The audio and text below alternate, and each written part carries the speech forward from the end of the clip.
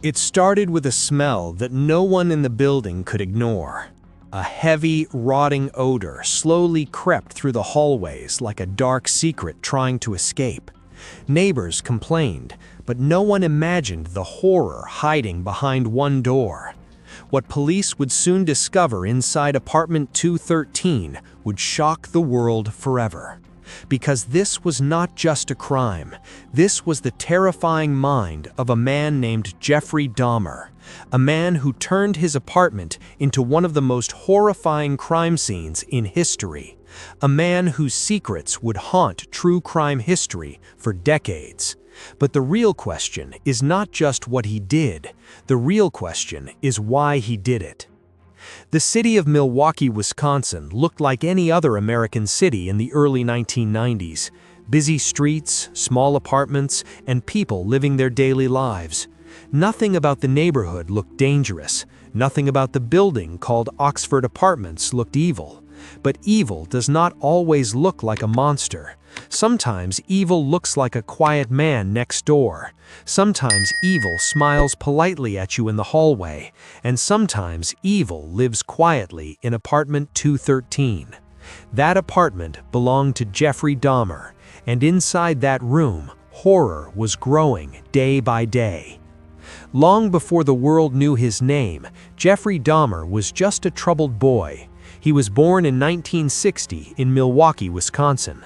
His childhood was quiet, strange, and often lonely. His parents argued constantly in their home. His father was a chemist who spent long hours away. His mother struggled with her own personal problems. Young Jeffrey grew up feeling isolated from the world. Even as a child, he showed unusual interest in dead animals. He would collect bones and study them curiously. What seemed like strange behavior would later become a dark warning. At school, Jeffrey was known as a weird and quiet student. He often drank alcohol, even during school hours. Classmates sometimes laughed at his strange behavior, but no one thought he was dangerous. He was just the odd kid in class, the kid who acted weird for attention, the kid who did not fit in. But sometimes, the people who feel most invisible become the most dangerous. Sometimes, loneliness can grow into something darker, and for Jeffrey Dahmer, that darkness was growing fast. By the time he was a teenager, his life was already spiraling out of control. His parents divorced when he was still young. He was left alone in the house for long periods of time. His drinking problem became worse, his thoughts became darker, and his fantasies became more disturbing. He began to think about controlling people. He feared being abandoned and left alone forever. This fear would become a dangerous obsession, an obsession that would soon turn into violence. The year was 1978. Jeffrey Dahmer was only 18 years old. One hot summer day, everything changed forever. He picked up a young man hitchhiking on the road. The man's name was Stephen Hicks. They talked, drank beer, and spent time together.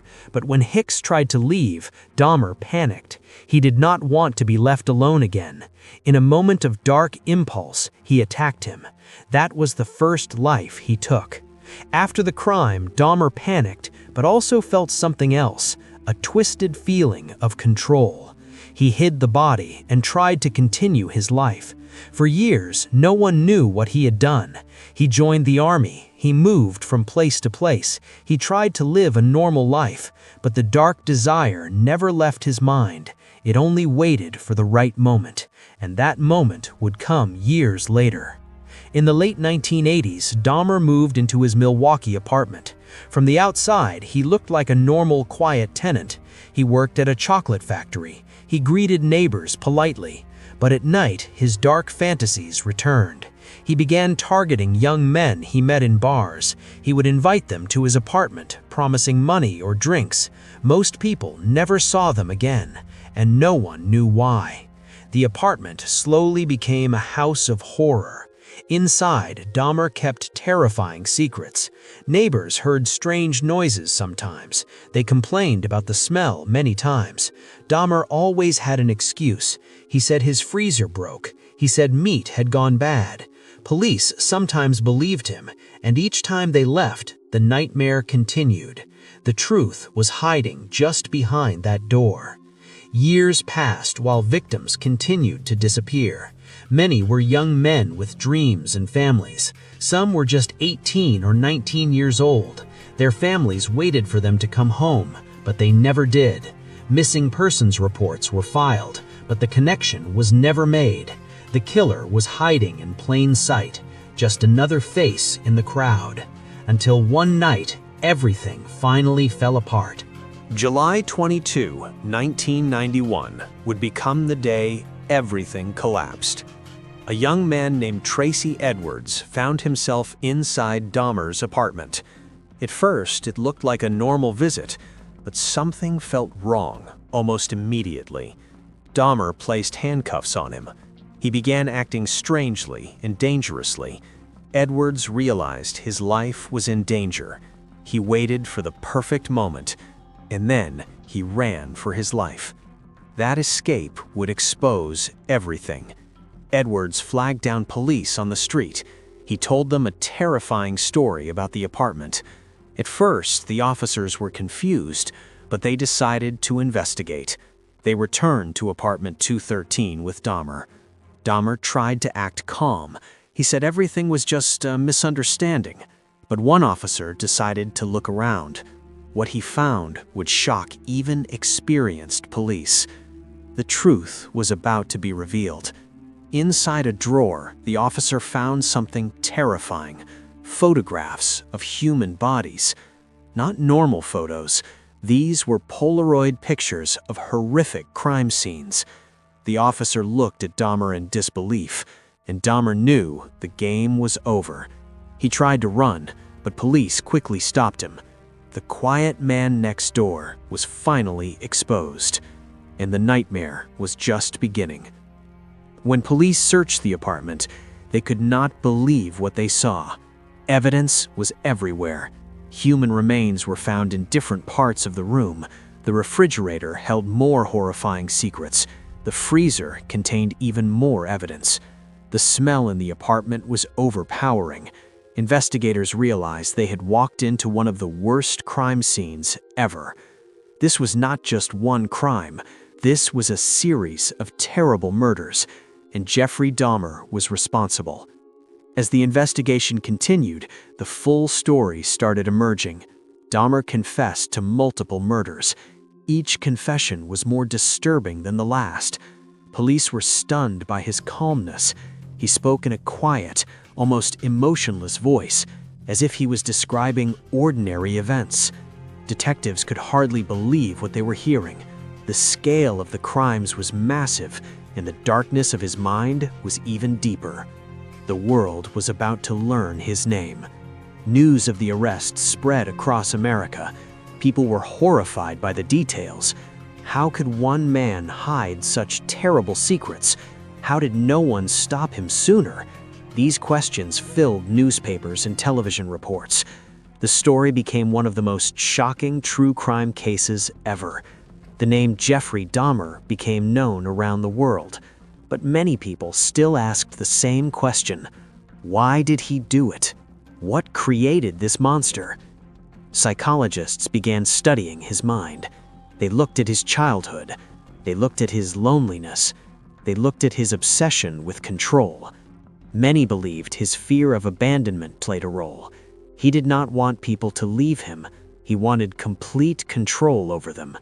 This twisted desire became a dark obsession, and that obsession turned into violence, a terrible combination of fear and control.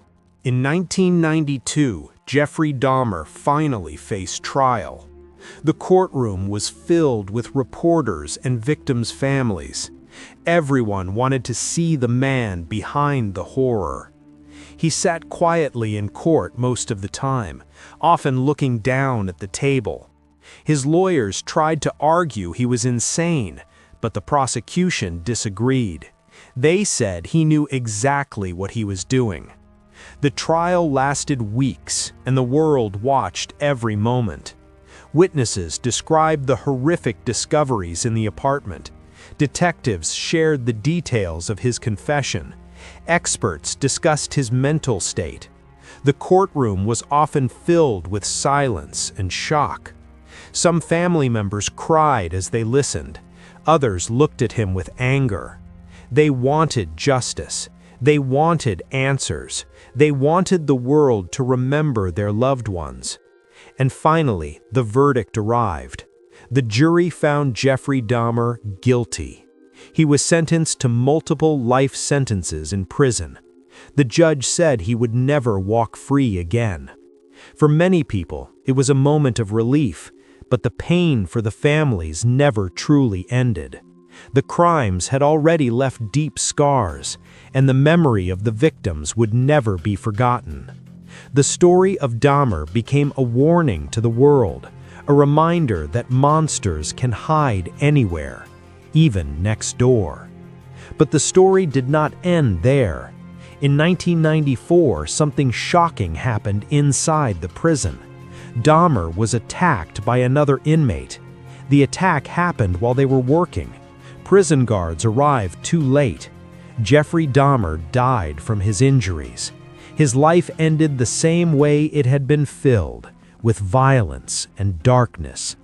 The man who terrified the world was gone, but his story was far from over. Documentaries, books, and investigations continued for years. People tried to understand the mind of the killer. How did he hide his crimes for so long? Why did the warning signs go unnoticed? And how could such evil exist in a normal neighborhood? These questions still haunt true crime history, because sometimes the most terrifying monsters do not look like monsters. Sometimes they look like ordinary people, quiet people, people you would never suspect. The story of Jeffrey Dahmer is not just about crime. It is about the victims whose lives were taken too soon. It is about the families who waited for answers. It is about the dark side of the human mind and the terrifying truth that evil can hide in plain sight. Even today, the case continues to shock new generations because some stories are too dark to ever be forgotten, and this is one of them. A story of fear, a story of darkness, but most of all, a story that reminds us to never ignore the warning signs, because sometimes the quietest person in the room is hiding the darkest secrets, and sometimes the truth is far more terrifying than anyone imagined. This was the terrifying story of Jeffrey Dahmer, a name that will forever remain in true crime history, and a case that still chills people around the world. A dark chapter that will never be erased, a reminder that evil sometimes wears a normal face, and a story the world will never forget. Because some nightmares are real. If this story shocked you, let me know your thoughts in the comments. Which true crime case should we investigate next? Your comments help us discover new stories. Don't forget to like this video if you found it interesting. Share this video with friends who love true crime stories. Your support helps this channel grow. Subscribe so you never miss our next true crime documentary. We post dark and mysterious stories just like this one. Thank you for watching until the end. And remember, sometimes the scariest monsters are human.